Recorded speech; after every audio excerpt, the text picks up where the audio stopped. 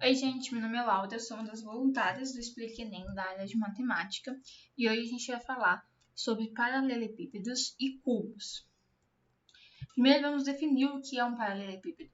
Paralelepípedo é uma figura geométrica espacial que faz parte dos sólidos geométricos.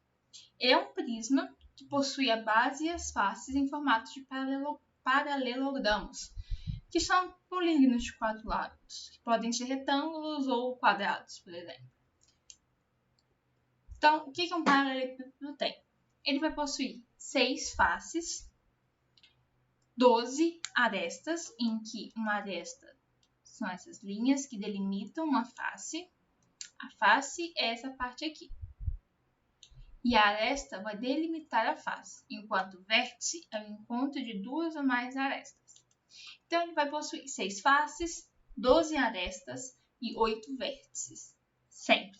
Para ser um paralelepípedo, tem que ter essas 3 características exatas. Quais são os tipos de paralelepípedos? Da mesma forma que a gente viu na aula de prismas, o paralelepípedo ele pode ser classificado em retos ou oblíquos. Retos é quando suas arestas formam um ângulo de 90 graus entre si. Assim, 90 graus. Oblíquos é quando as arestas formam um ângulo diferente de 90 graus. Como no exemplo que formou um ângulo de 104 graus. Simples assim. Agora a gente vai para a parte que realmente importa, que é a parte que realmente cai nos vestibulares e no Enem, que é os cálculos, as fórmulas. Primeiro a gente vai estar vendo a fórmula da área total do paralelepípedo. Como que a gente calcula a área total do paralelepípedo? É a soma das áreas dos retângulos que formam o paralelepípedo. Então, vamos supor que a gente tem esse paralelepípedo aqui com um comprimento A, uma largura B e uma altura C, certo? Como é que eu vou fazer? Eu estou vendo que esses 2 retângulos que eu tenho aqui em laranja, os 2 possuem as mesmas dimensões, A por B. Ou seja, essa área 1 desse retângulo 1 que eu estou chamando, vai ser A vezes B. Da mesma forma, esses 2 retângulos em azul possuem dimensões B por C. Logo, a área 2 vai ser B vezes C. Por último, temos os 2 retângulos em verde, que possuem dimensões A por C, que vão possuir a área 3, A vezes C. Então, a área total do nosso paralelepípedo aqui, mostrado na imagem, vai ser a somatória de todas as áreas desses retângulos, ou seja, 2 vezes A1, 2 vezes A2 e 2 vezes A3. Por que 2? Porque, por exemplo, aqui no A3, A vezes C. Mas na vezes C é só esse retângulo aqui da frente, por exemplo. Aqui. Tem ainda o retângulo de trás, então vou estar tendo que multiplicar por 2. Então, assim, nós temos a área total do paralelepípedo. Substituindo o A1, A2 e o A3, a gente vai ter 2 vezes AB, mais 2 vezes BC, mais 2 vezes AC.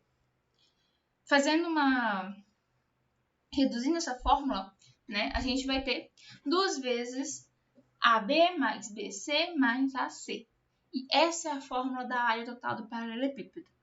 Eu não recomendo decorá-la, porque eu acho mais simples você entender como deduzi-la. E deduzi-la não é muito difícil, não é aquela dedução complicada. Então, uma vez você entendendo como que você deduz, você consegue deduzir essa fórmula rapidamente durante a prova, sem nenhum problema. Então, entendendo como é que a gente chega nisso aqui é o mais importante do que decorar isso aqui de fato, certo? Volume. O volume de um paralelepípedo, assim como de um prisma, vai ser a área da base vezes a altura. Neste caso, A vezes B vezes C. Simples, fácil, muito de boa. A próxima são as fórmulas das diagonais dos paralelepípedos. Diagonal não é um tema que vai estar caindo muito em Enem, mas ele cai muito em outros vestibulares, principalmente aqueles vestibulares mais complexos, como os das estaduais de São Paulo, por exemplo. Então, é importante saber qual que vai ser a diagonal da base. A diagonal da base é representada pelo x, que é a diagonal desse nosso retângulo aqui da base. Nada mais é do que Pitágoras. Raiz quadrada de a ao quadrado mais b ao quadrado. Já a diagonal do paralelepípedo, que é o D aqui, vai ser a raiz quadrada do a ao quadrado vezes b ao quadrado vezes c ao quadrado. É como se fosse um Pitágoras, agora com 3 dimensões, certo? Essa é a diagonal do paralelepípedo. Agora, vamos definir o que é cubo. O cubo é um tipo de paralelepípedo, pode-se assim dizer. É um paralelepípedo que possui todos os lados de igual comprimento. Como assim todos os lados de igual comprimento? A largura, o comprimento e a altura de um cubo vai ser igual. Neste caso, igual a A. Isso define um cubo. E isso facilita muito na hora de a gente deduzir as equações. Porque tudo que vamos precisar fazer é pegar as equações dos paralelepípedos que eu apresentei anteriormente aqui para vocês e substituir. Por exemplo, lá tem A, B e C, substituir tudo por A. Porque agora a gente não vai ter 3 valores diferentes. É um valor só para todas as dimensões. Por exemplo, a área total do cubo.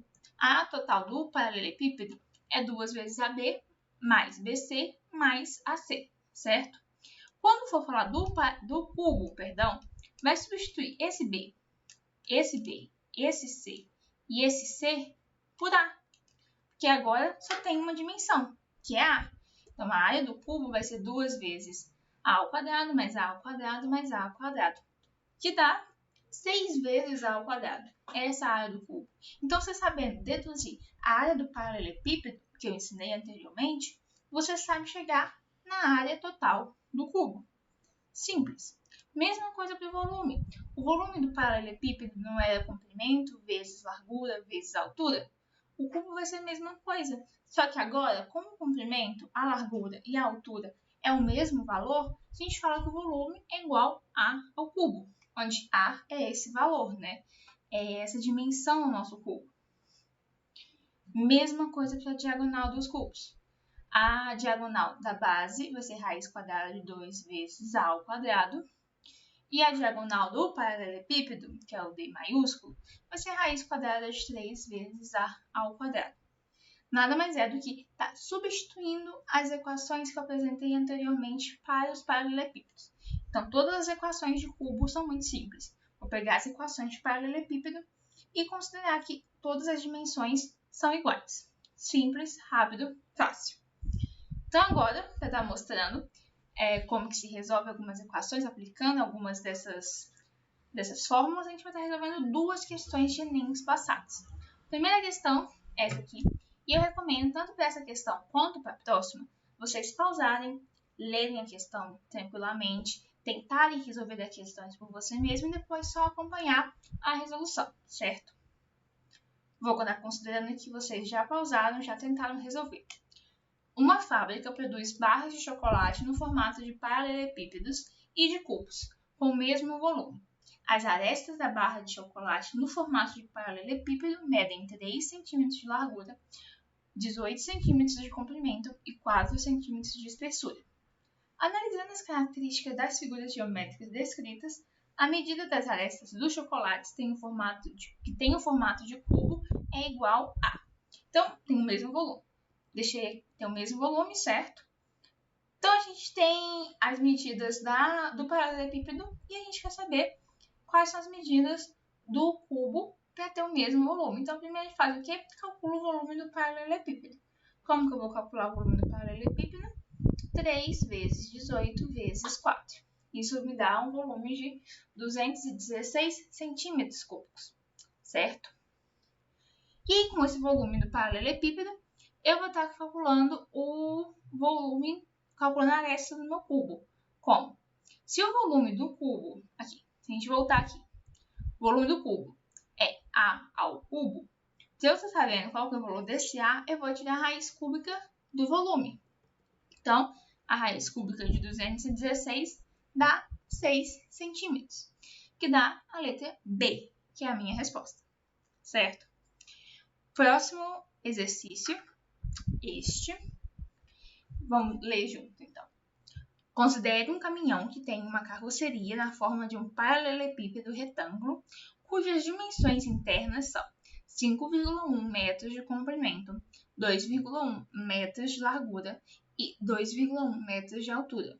Suponha que esse caminhão foi contemplado para transportar 240 caixas na forma de cubo com 1 metro de aresta cada uma e que essas caixas podem ser empilhadas para o transporte. Qual é o número mínimo de viagens necessárias para realizar este transporte? Então, vamos separar aqui só as coisas mais importantes e vamos estar desenhando a nossa carroceria, certo? Nossa carroceria que tem 5,1 metros por 2,1 metros. Considerando que o cubo que eu quero transformar tem 1 metro de aresta, significa que no comprimento, na horizontal, eu consigo colocar 5 caixas, certo? E na vertical, que tem 2,1 metros, eu consigo colocar 2 caixas. Deu para entender? O comprimento tem 5,1 metros e eu quero colocar cubos com 1 metro de aresta. Então, ali nesses 5 metros, eu consigo colocar 5 cubinhos. Nos 2 metros, 2,1 metros de largura, eu consigo colocar 2 cubinhos de 1 metro. Nisso, para essa primeira base que eu tenho, né? A primeira base mesmo, eu consigo colocar 10 caixas, que são 5 vezes 2. E aí, eu posso empilhar mais 10 caixas em cima dessa primeira base, certo? Mas para isso eu tenho que ver a altura. Nossa carroceria tem 2,1 de altura, ou seja, eu poderia estar colocando de altura 2 cubos, um em cima do outro. Como eu vou ter 10 cubos, 10 caixas embaixo, eu consigo mandar por carroceria 20 caixas. 10 vezes 2, 20 caixas. Então, cada viagem que o caminhão faz, ele carrega 20 caixas. Porque é 5 na horizontal, 2 na vertical e mais 2 de altura. Você multiplica 5 vezes 2 vezes 2, 20, certo? Porém, eu preciso transportar 240 caixas. Então, eu vou pegar 240 e dividir por 20, que dá 12 viagens. Ou seja, letra C. Essa foi nossa aula de hoje. Espero que vocês tenham entendido. Muito obrigada e até a próxima aula.